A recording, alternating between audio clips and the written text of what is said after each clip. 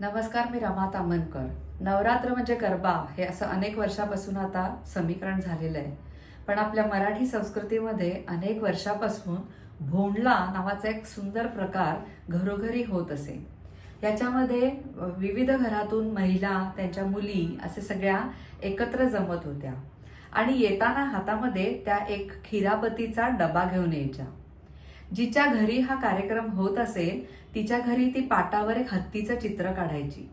त्या हत्तीच्या चित्राला ती फुलं व्हायची, हळदी कुंकू व्हायची आणि त्याच्याभोवती या सगळ्या जमलेल्या महिला फेरा मारायच्या आणि तो फेरा मारत असताना त्या एक गाणी म्हणायच्या.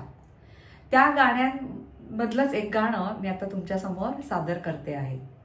अक्कण माती चिक्कण माती खड्डा जो खणावा, असा खड्डा सुरेख बाई जात ते रोवाव, असं जात सुरेख बाई गहू ते दळावे, असे गहू सुरेख बाई रवा पिठी काढावी, अशी रवा पिठी सुरेख बाई करंजा कराव्या, अशा करंजा सुरेख बाई तबकी मांडाव्या, असं तबक सुरेख बाई शेल्यानी झाकावं, असा शेला सुरेख बाई पालखी ठेवावा, अशी पालखी सुरेख बाई माहेरी धाडावी, असं माहेर सुरेख बाई खेळाया मिळत, असं सासर द्वाड बाई कोंडूनी मारत.